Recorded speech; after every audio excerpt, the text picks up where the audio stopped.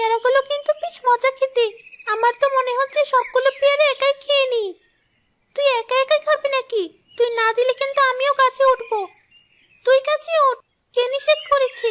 দুজনে একসাথে এক ডালে বসে পেয়ারা খাবো, কত মজা হবে। আজ গাছে উঠতে পারি না বলে আমাকে অপমান করছিস। দিন আমারও আসবে, তখন বুঝিয়ে দিব অপমান কত প্রকার ও কি কি। হয়েছে, তোর অপমান তোর কাছেই রাখ। এই নে, এই পেয়ারা খা।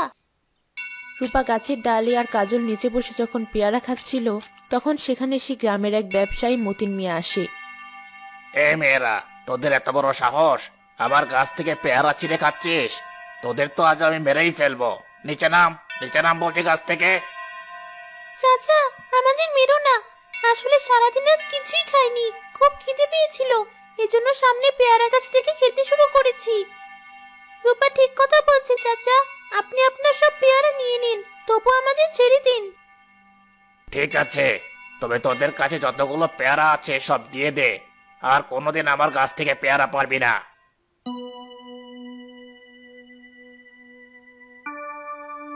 বিনা কষ্টে কতগুলো পেয়ারা পেলাম, বাড়িতে নিয়ে যাই সবগুলো।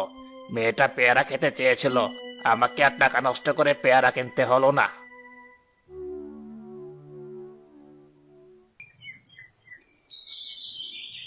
আরে আপনি এখন তো আমার দোকানে আসেন না, আগে তো রোজ আসতেন। চা খাবেন নাকি? চা খাবো না মানে? এক কাপ চার সাথে দুটা রুটি দে।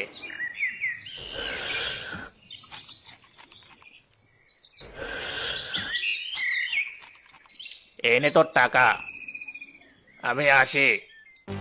আরে এ তো নকল টাকা। চাচা, ও চাচা, আপনি তো আমাকে নকল টাকা দিয়েছেন, আমাকে আমার চা রুটির টাকা দিন। পাগল হলে নাকি?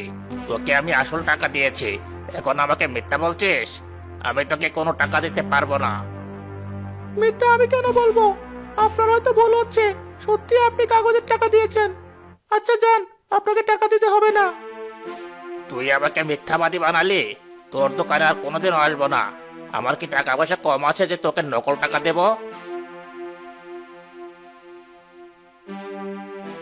কতদিন চা বিস্কুট খাইনি, আজ অনেকদিন পর চা বিস্কুট খেলাম, তাও নকল টাকায়। বেটা বুঝতেই পারলো না।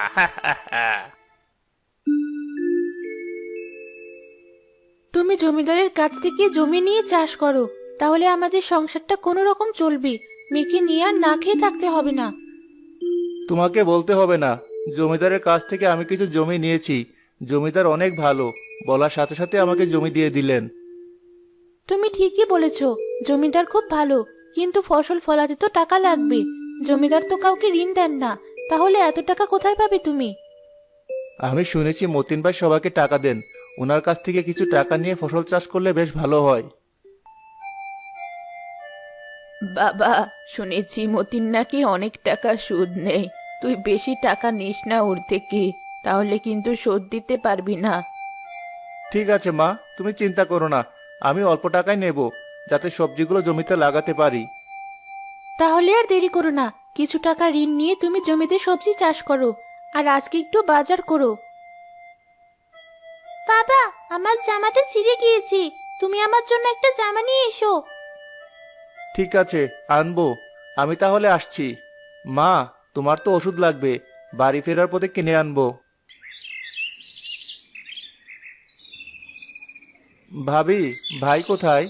ভাইয়ের সাথে আমার একটু দরকার ছিল, আসলে ওনার থেকে কিছু টাকা ধার নিতে চেয়েছিলাম। ধার কেন নেবেন? ধার নিলে তো সুদ দিতে হবে আপনাকে, তাও আবার অনেক টাকা। কি বলছো তুমি গিন্নি? তোমার কাজ তুমি করো। তা ভাই, কত টাকা নেবেন ঋণ? বেশি না, আপনি তো ব্যবসা করেন, আমি মাঠে সবজি চাষ করব, হাতে টাকা নেই, তাই আপনার কাছে আসা। যদি আমাকে 2000 টাকা দিতেন। কেন দেব না ভাই? তবে এই কাগজে তোমার নাম লিখতে হবে, আর 2000 টাকা 6 মাসে 4000 টাকা শোধ দিতে হবে। ঠিক আছে ভাই, সবজি বিক্রি করে আমি আপনার সব টাকা দিব। দিন, সই করছি।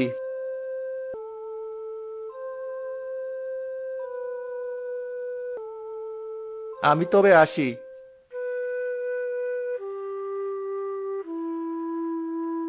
সই যে নিলে, ওখানে ইচ্ছা মতো টাকা পোষাবে নাকি? এমন কেন করো? ওরা তো গরিব মানুষ, মাথার ঘাম পায়ে ফেলে সংসার চালায়। তোমাকে এত ভাবতে কে বলেছে? তোমার কাজ তুমি করো, আমার কাজে বাধা দিবে না। তুমি তো সবার সাথে অন্যায় করছো, মিথ্যা কথা বলে বাজার করছো, ফল আনছো, অন্যের কাছ থেকে টাকা বেশি নিচ্ছ। সত্যি কখনো চাপা থাকে না, এর শাস্তি কিন্তু তুমি একদিন পাবেই। তোকে না চুপ করতে বলেছি? এত কথা কেন বলিস? আজকের পর থেকে আমার কাজে বাধা দিলে তোকে মেরেই ফেলবো, মনে থাকে যেন। এর ফল ভালো হবে না। মিথ্যা বলে কেউ কোনোদিন সুখী হতে পারেনি। দেখো তোমার পরিণতি কতটা ভয়ঙ্কর হয়। একই ভাই, আজ দেখছি অনেকগুলো বাজার করেছো, তা টাকা কোথায় পেলে? দেখে বেশ খুশি খুশিও লাগছে। মতিন ভাইয়ের কাছ থেকে সুদে 2000 টাকা নিয়েছি, সেই টাকা থেকে কিছু বাজার করে আনলাম, সাথে সবজির বীজ, মায়ের ওষুধ আর মেয়ের জামা। কাল জমিতে রোপণ করবো সবজির বীজগুলো। তুমি সত্যি বলছো? তাহলে তো আমাদের জন্য বেশ ভালো হবে। আমিও মতিন ভাইয়ের কাছ থেকে সুদে টাকা নেব। তাছাড়া আমাদের সব ফসল তো মতিন ভাই নিজেই কেনেন। ঠিক আছে ভাই, যেও। আমি বাড়ি গেলাম, গিন্নি বসে আছে, বাজার নিয়ে গেলে তবেই রান্না বসাবে। রোহান বাড়ি চলে আসে। অন্যদিকে সোহানও যায় মতিনের কাছ থেকে টাকা নিতে।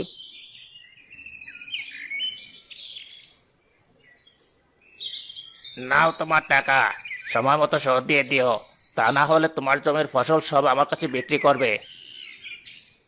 আমি তো সবসময় আপনার কাছে আমার সব ফসল বিক্রি করি, এবারও করব। আজ আসি তবে।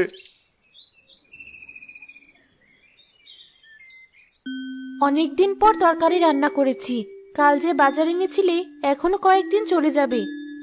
তুমি ঠিকই বলেছ বৌমা, তবে এর সাথে একটু মাছ হলে ভালো হতো।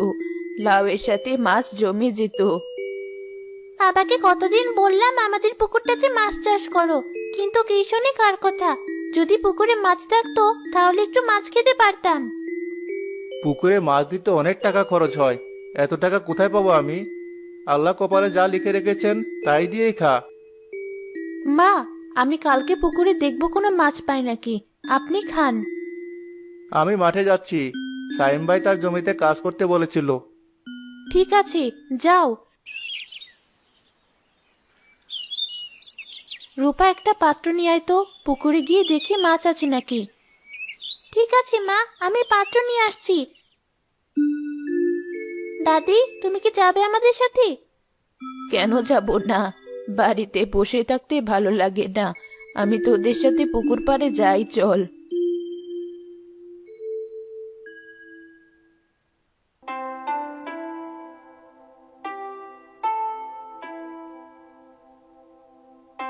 মা দেখো, কত বড় বড় মাছ পেয়েছি।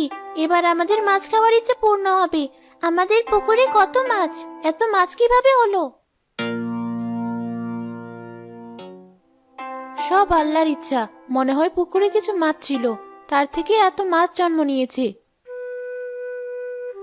আল্লাহর ইচ্ছা, তাই না? কাল বৃষ্টির পানিতে আমার পুকুরে সব মাছ চলে এসেছে।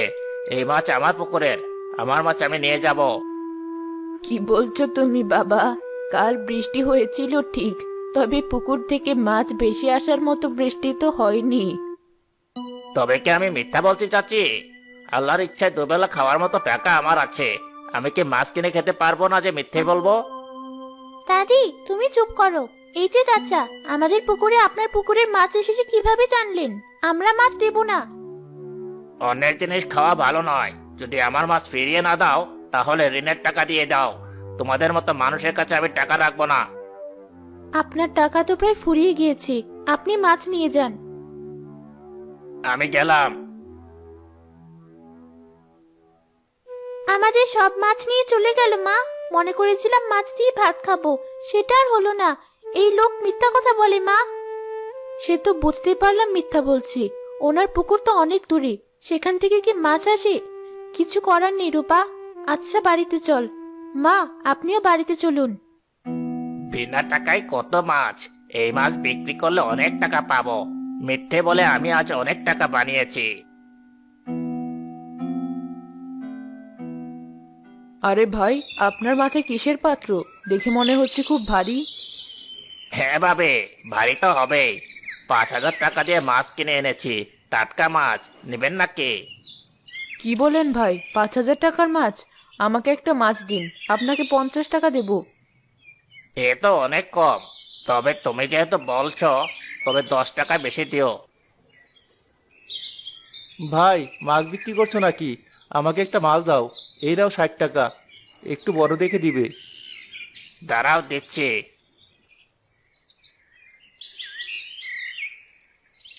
অনেকদিন ধরে টাটকা মাছ খেতে ইচ্ছে করছিল।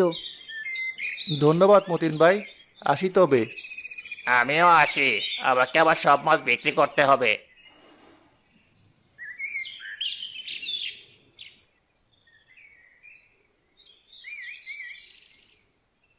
মা, তোমার জন্য দেখো কত বড় মাছ কিনে এনেছি। এই মাছটা তো অনেক বড়। এটা কোথা থেকে পেলি তুই? আজ কাজ করে যে টাকা পেয়েছি তাই দিয়ে মাছ কিনে এনেছি। তোমার বৌমাকে বলো মাছটা সুন্দর করে ঝোল করতে। টাটকা মাছের ঝোল খেতে অনেক স্বাদ লাগে। বাবা, তুমি মাছ কোথা থেকে এনেছো? দেখে তো আমাদের পুকুরের মাছ মনে হচ্ছে।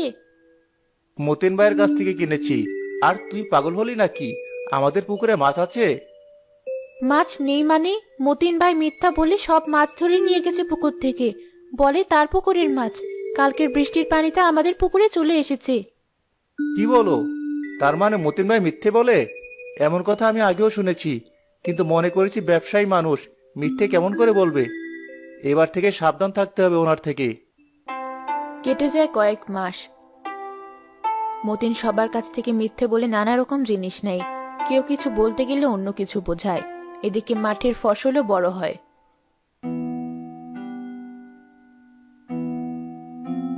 এই যে কৃষক ভাইয়েরা, তোমাদের সবজি তো বিক্রি করবে, আমি কিনতে এসেছি।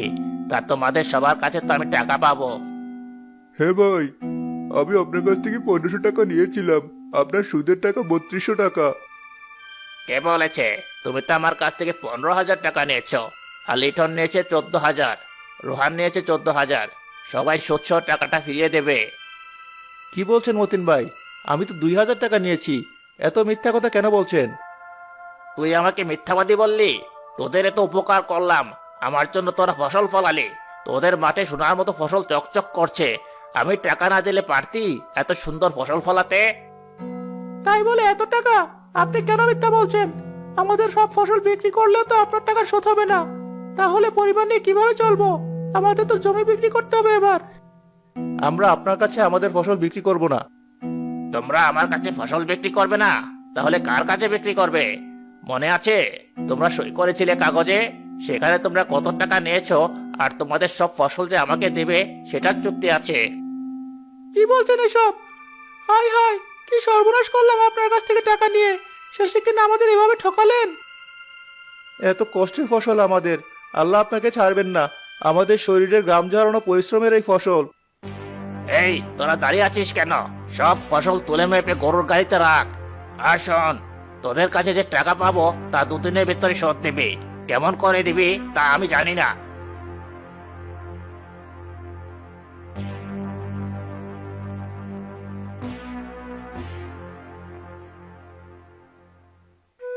ওস্তাদ, সব চাষিরা যদি জমিদারের কাছে নালিশ জানায় তাহলে তো আমাদের বাঁচাও ভয় থাকবে না।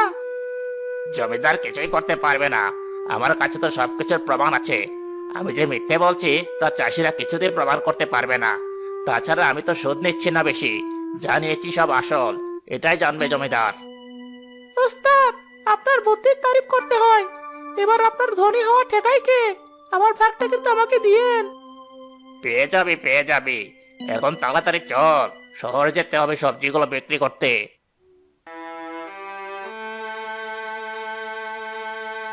এ কি, তোমরা এমন চিন্তা করছো কেন? আর সবার সবজি কোথায়?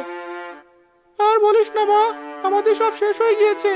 মতিন মিথ্যা বলে আমাদের সব সবজি নিয়ে গিয়েছে।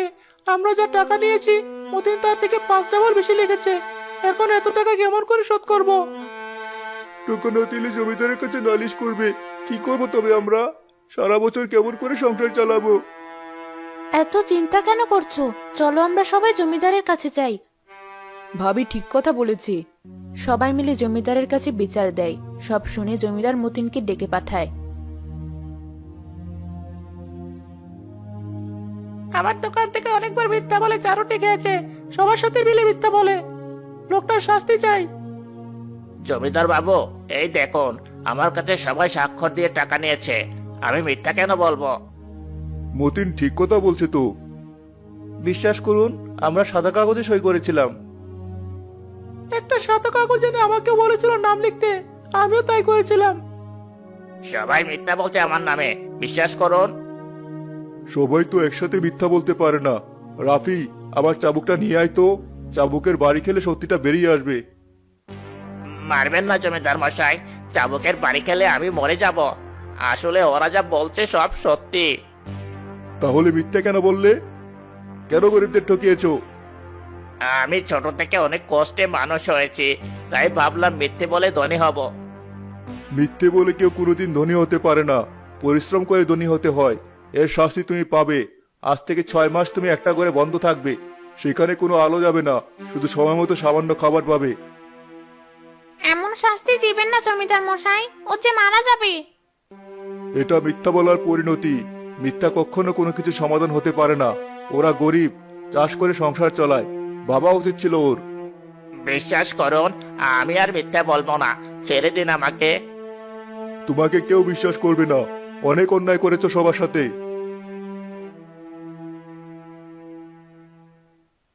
ভাবি, মিথ্যা শেষ পরিণতি এমনই হয়।